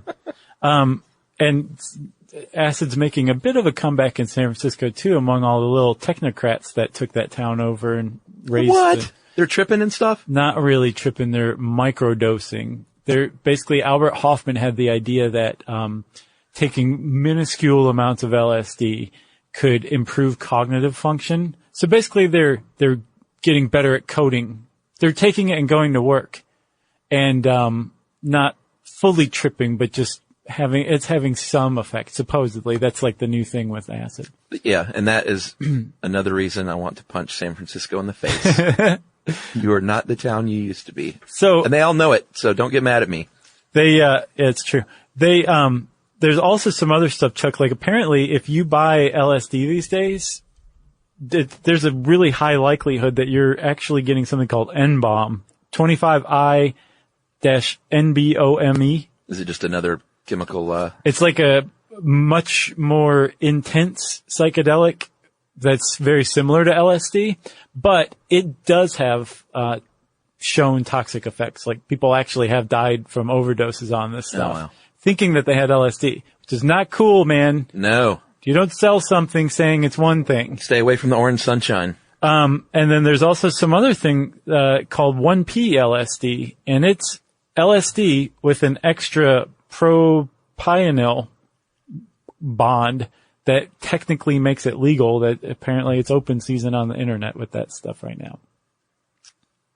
Kamel Nanjiani, the great comedian and friend of the show, has a great bit about some designer drug, which is heroin and Tylenol cold medicine.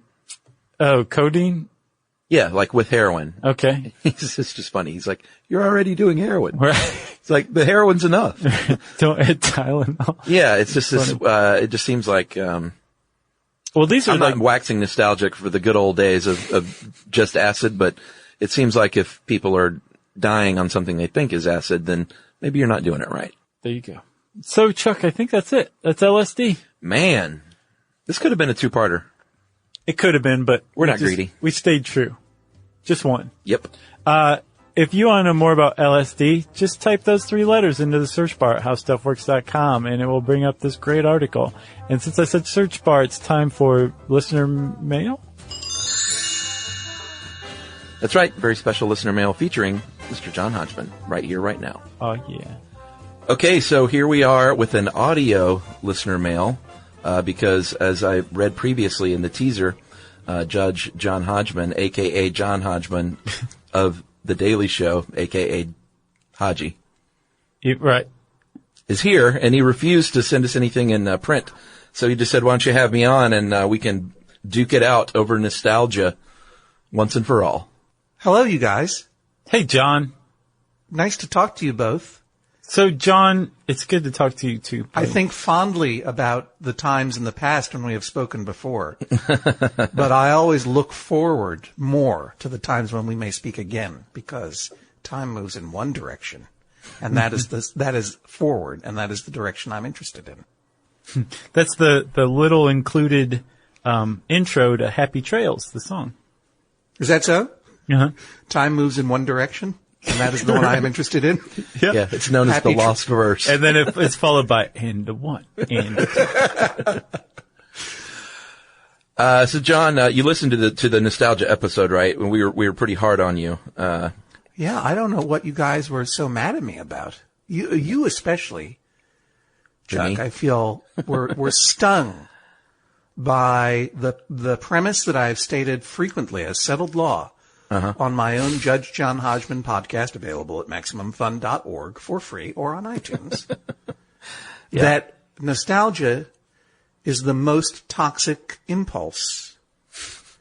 And I admit that I employ a little hyperbole in that statement, but I think at its core, I believe that it is true, that nostalgia, my point of view is that nostalgia, that is a yearning for the past, is at best unproductive and at worst poisonous. So, John, we talked about this. Chuck introduced your radical views about nostalgia on the nostalgia episode, right? Your leftist theories. Right. Well, how did you come to this conclusion about nostalgia? Like, were you nostalgizing and like bit your tongue off or something? I mean, what happened to make you feel this way about nostalgia, if I may ask? Good question. Thank you. I don't know that there was any one particular turning point, and the truth is that I am a guy who likes old-timey things, right? And this is not to say old-timey things are bad. I grew up going to the Coolidge Corner movie house in Coolidge Corner, Brookline, Massachusetts, where I grew, which is my hometown. You rode a penny farthing to work? I did not ride a penny. I'm not that kind of loathsome. But, at that time, all they would do is show old Marx Brothers movies and the Thin Man marathons and even more recent old movies, as it were. And I would love going into so-called nostalgia stores to pour through old movie posters, and I love used bookstores. I love the trappings of scene culture, what it was like at a time that it was different from the way it is in my own life. I love to rummage through junk stores and thrift stores and find stuff. And in listening to your podcast, I completely felt with you. I guess that is called empathy. That's different. Feeling with? Empathy? No, I mean, empathy and nostalgia are different. Is what no, but I felt empathy for for your individual expressions of the things that give you that wispy feeling of nostalgia, and how that is in a personal mode a very comforting feeling, because I can speak honestly that when my mom passed away about 15 years ago, I could not engage with any culture that was more challenging than reading the Dorling Kindersley books of Star Wars vehicles. Like, that was the only thing I could read before going to sleep, because I was in such emotional pain in the present. Had you read those as a younger lad? Well, no, because because they didn't exist. But those DK books of the Star Wars vehicles that sort of give you these cross sections of all the vehicles. I was not engaging with new culture per se. I was just revisiting my feelings about Star Wars. Do you know what I mean? Understood. Yeah. Yes. So I wasn't exactly playing with old toys like playing with my old AT-AT. I never had the AT-AT, nor did I have the Millennium Falcon. I never had either one of those too, and I'm a little bitter about it still. Yeah, I know. Those were the big ticket items, but for sure, from my point of view, storage was a real problem with those things. Very untidy. Well, they served as storage boxes themselves, really. Yeah, but you couldn't put the AT-AT into the Millennium Falcon, and none of them fit onto any good sized shelf. And even as a 9 or 10-year-old neurotic only child, I had real tidiness issues. But I will say that I wasn't at a point where I would be playing with my old my old Lobot figurine. It was my favorite. In bed as a grown man next to my wife to fall asleep. Right. I would certainly read about the propulsion mechanism of a Bespin twin cloud car. I gotcha. For sure. And dig into those weeds and prod those feelings. And indeed, today, it's still the case that I have two things on my nightstand. Because night is the time when and going to bed is the time when you might be most prompted to feel nostalgia, because on the one hand, you're trying to ease yourself to rest. And on the other hand, as you grow older in particular, you realize that every going to sleep time is a rehearsal for your own death. So whatever you're anxious about can really come out at night or in the middle of the night, right when you wake up. During second sleep, which is a concept that I heard about first on the Great Stuff You Should Know podcast, available on the How Stuff Works network, right? Okay, we got the plugs in. And so on my bedside table, both real and virtual, I have two sets of culture, right? One is new stuff that I've never read before, or encountered before, or watched before, or whatever it is that's going to be challenging or interesting or provocative, even if it's only because I've never seen it or read it or listened to it. And then there's the older stuff that's going to reconnect me with a feeling that I might have had in the past. But even in the older stuff, like I got a pile of old Avengers comics from the 70s, but which are dumb and profoundly unchallenging, and remind me to some degree of what it felt like to be a little kid buying comics on a rack. But even those are comics that I've not really read before because they were before my time. So even then, but it's like, I get it. I totally appreciate and was illuminated, I should say, by your podcast for pointing out, that this personal therapeutic aspect of transporting yourself or giving yourself a good feeling by re-encountering re-encountering culture from your past, or thinking about good times from your past, is real and measurable and scientific, right? That was part of your conclusion, correct? Yeah. Right. So I am on board with you for that nostalgia from a personal point of view can be a truly soothing therapeutic tool, that can help calm you during periods of stress and disorder in your life. In that sense, it's like a drug, though, right? And it's like all drugs, it should be used in moderation. Like, and there's a reason for that specifically, because I think that it is when overused, it is a drug that can cause truly deleterious effects in the happiness of your life. And here's the reason why. Nostalgia. Is this the crux? Yeah. The crux is 30, 40 minutes off. Well, look, I'm going on a long disquisition, in part because I love the sound of my own voice, and in part because you guys called me up because I refused to write any of this down for free just because you mentioned my name in a podcast. So you can either take the free essay or not. But if you'd like to jump in and challenge me on any of this, I'm always glad to do this in a more back and forth manner. Well, no, the reason neither one of us challenged is because you've so far totally agreed with everything we believe about nostalgia, basically. Yeah, here's where it turns dark. When it turns toxic is in overuse or over application. And there are two ways that can happen. But figuratively poison to oneself or to society at large. And here's the reason why it is a dangerous drug. Nostalgia is founded on a fallacy, on a delusion that has two parts. One, that the past was better. Not true.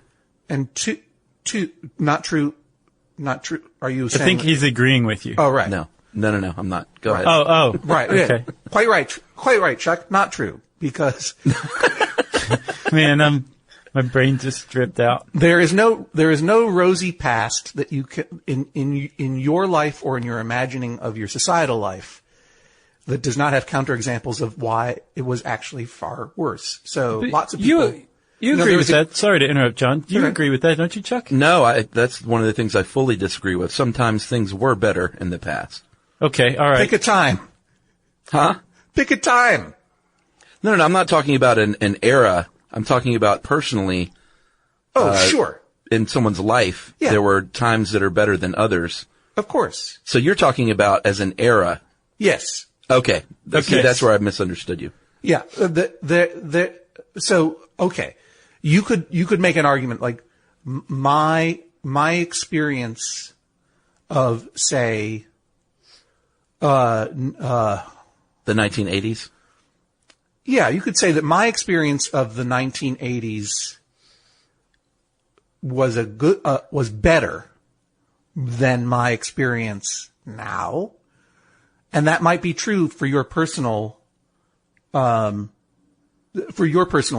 but that might not be true if you were a gay man dying of AIDS, right? Okay. A gay man who's just been diagnosed with HIV. I think I've misunderstood you all these years, and that you were always saying, even on a personal level, times were not better. And it's just, a misremembering of the past. Yeah, because it sounds like everything John is saying, we covered on the podcast, on this nostalgia episode. Yeah, well, this is exactly right. Because I've explained all of this to Chuck before, and he obviously misremembered it from the past. Because memory is absolutely selective. And the things, and I think the common aspect of nostalgia that we can agree on is that there is one constant to one's reimagining of the past. It is reimagining of a time when you were younger, and that's always better than being older. True. Sure, but just because you're too dumb to know what is really going on, you don't have the responsibility, that you're saddled with as an adult. You can make a lot of cases that for the average person, childhood was easier and more enjoyable than adulthood, in a lot of ways. Quite so. For the average person, that's quite true, I think. And also, even if a person had a terrible childhood, they were still at a time when their whole life was laid ahead of them and they could have dreams and ideals. But now that we're getting into our late 30s and for me, mid 40s, it's all just coming to an end. That's how optimistic I am about the future. But the second part of the delusion is that the past is attainable in some way. And I don't think either of you are suffering from this particular nostalgia, but let me say this. The thing that turned me against nostalgia, I just remembered what it is in some ways, is that one of the things I was comforting myself, and I had two big body blows in the year 2000 and then the year 2001. And that was the death of my mother in the year 2000. And then the World Trade Center attacks in the year 2001. And there was a lot of Star Wars reading and taking of Valium that I had stolen from my mother's medicine cabinet after she passed away in order to get through those long and difficult nights. It's fair game. Well, you know what? Nostalgia is a comforting pill to take, but there are actual comforting pills to take. And if you take too much of them, it's a problem, because on a personal level, you might become mired in nostalgia to the point where you become depressed with your everyday life. And because you know on a level you can't regain the past that you have convinced yourself was better and more glorious. That is a bad state to be in. And if you want to learn more about that, listen to Dana Gould's incredible monologue about Buddhism and its rejection of the past and its disconcern with the future and the embrace of the present on his own podcast, the Dana Gould Hour, especially the episode Happy Sad, right? But the other thing that I was engaging with was a movement of jihad, which is hardly unique, but was on my mind at that time, that is founded on a principle of nostalgia. Radicalized jihadis, right? Like a lot of radicalized right-wing terrorists in the United States, believe that the past was better and that the present is corrupt and that we can do something to get back to the way it was. And, well, John, not just with jihad, I think with any conservative and especially ultra-conservative movement in not just religion, but also politics, economics, just about any body of ultra-conservative people seem to harken back to the past and want to bring it back so that the future is more like some idealized past. No, not more like, exactly like. Yeah. And you know, the thing that's and I wouldn't even say that it's a far right impulse. There's certainly far left utopian impulses that express the same sort of, if we just get back, this is where we went wrong. And if we go back here and freeze here, it will be better. Now, look, yeah, but I don't have any problem with, anyone can do whatever they want. People like what they like. And if you as a society want to isolate yourself from contemporary society, like the Mennonite movement or the Amish movement or what have you, and try to hold your own ground in contemporary culture, because you think that is a better way to live, go for it. As long as you're not hurting anyone else, that's great. But don't be deceived. Star Wars is itself an entire story premised on nostalgia. Things were better before the Empire, and if we blow up enough human beings, we can make it good again. We can make the galaxy great again. And does that rhetoric have any echoes with today? Any one presidential campaign ring a bell when I say we can make the galaxy great again? We're going to win so much against the Empire that it's going to make your head spin. It's, you know, Star Wars is, and I think I've had this fight with you guys before. It's like, there's a reason Star Wars isn't science fiction. It's pure fantasy. Because it is nostalgic in its very DNA. And that makes it a great story, right? But as soon as you start having political movements founded on the idea that we actually can turn back time, then I feel that was the moment, I suppose, that I began to feel like, oh yeah, you know what? I want to close this Star Wars book because I can't go back to that. I'm in an uncomfortable new present, and my job as a human is to make the best of it now. And so I did, although I still dip back into it from time to time. So now you just watched The Force Awakens, basically, is what you're saying. Well, I feel like I had a cultural obligation to watch The Force Awakens, and I enjoyed it. Once. But the thing that I enjoy about it the most is that it is attempting to move the story forward. And I'm happy to care about characters in a very familiar world, but I'm happy to care about characters that I've never seen before. And be concerned about what's going to happen for them in the future, as contrasted to the prequel trilogy, which still exists no matter what people say, which completely, misunderstood a lot of things. But one of the things it misunderstood was that if you have a movie if you have a movie like Star Wars or Empire or Jedi, one big trilogy that is founded on nostalgia, that the past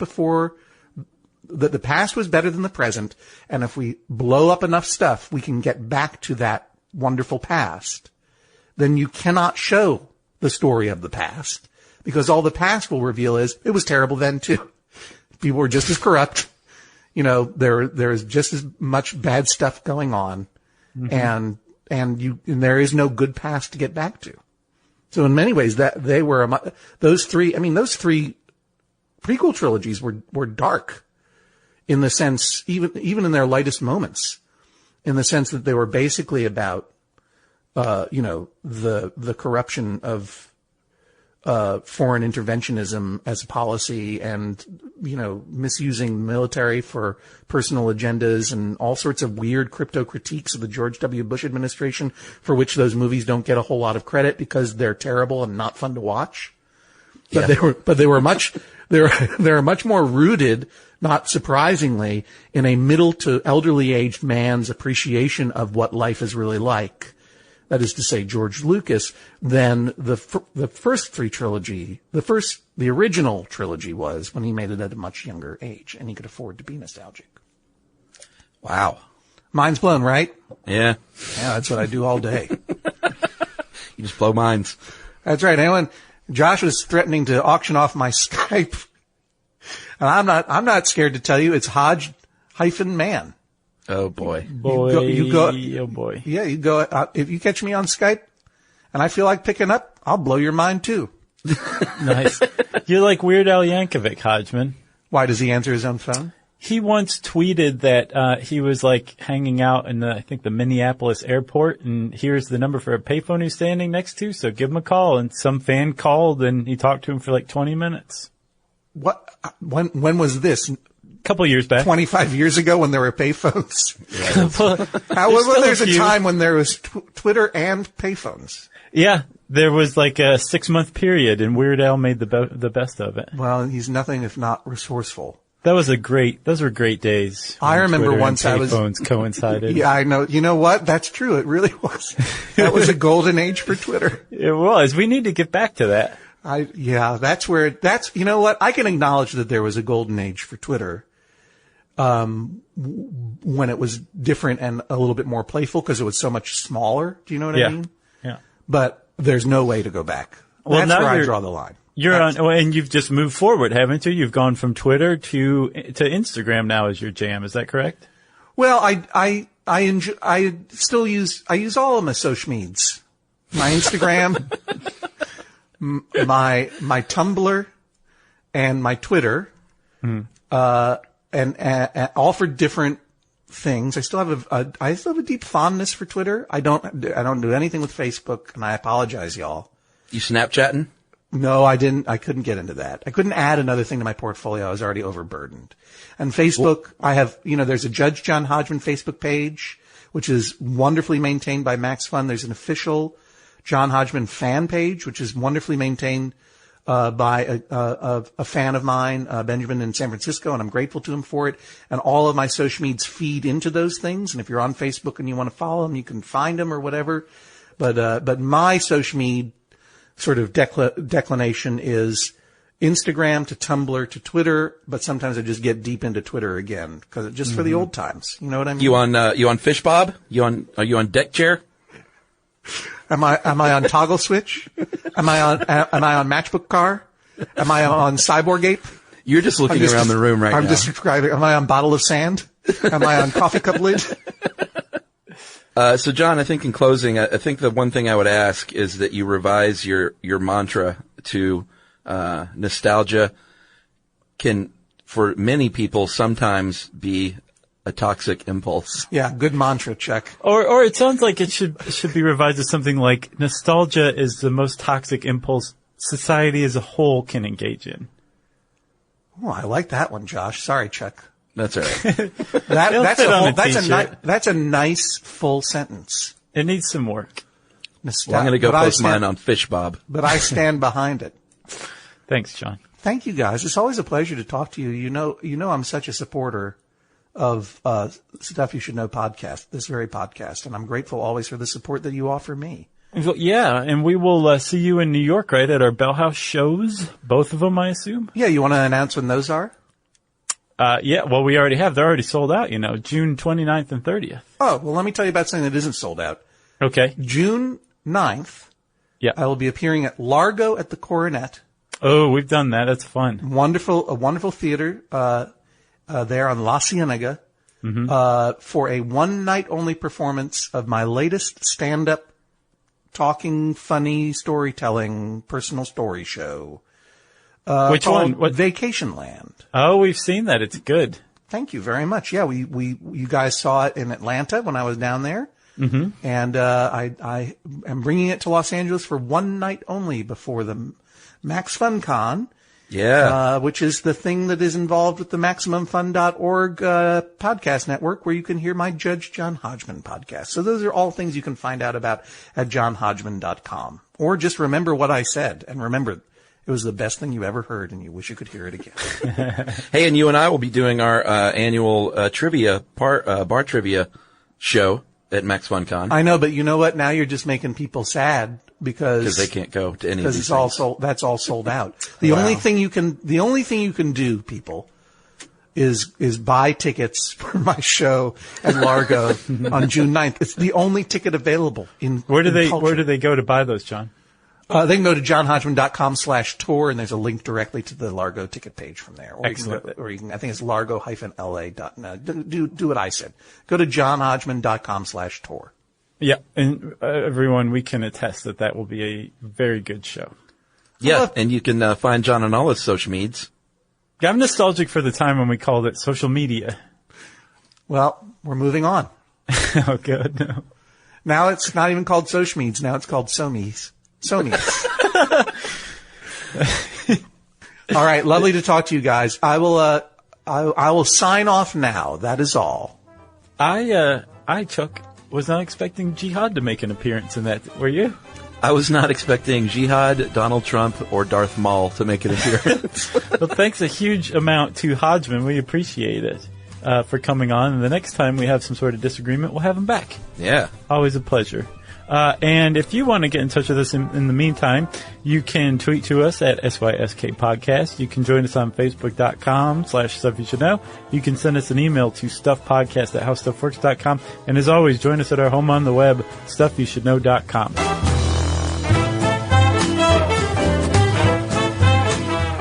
For more on this and thousands of other topics, visit HowStuffWorks.com.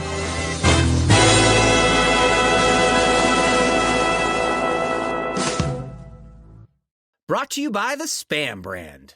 Some foods or TV shows just instantly take you back to your childhood. Spam Classic is one of those foods. It's so 90s, but also so iconic that the sight of it sizzling just makes your mouth water. Back then, we had Spam Classic, but today, there are 12 irresistible varieties to choose from. It's like picking your favorite Boy Meets World episode. Impossible. There's Korean barbecue flavored, jalapeno, and 25% less sodium, just to name a few. Spam brand. Sizzle pork and Learn more and get sizzling at spam.com. Hey guys, it's us, the Jonas Brothers. I'm Joe. I'm Kevin. And I'm Nick. And guess what? We created our own podcast called Hey Jonas. We invented a podcast? Well, we didn't invent it. We just contributed to it. We're the first people to do podcasts. We get to ask other people questions because we're sick and tired of being asked questions. Well, sick and tired is a strong way to put it, but, Tired and sick. Tired and sick. Listen to Hey Jonas on the iHeartRadio app, Apple Podcasts, or wherever you get your podcasts. Just listen. We don't care where you hear it. This is an iHeart podcast. Guaranteed human.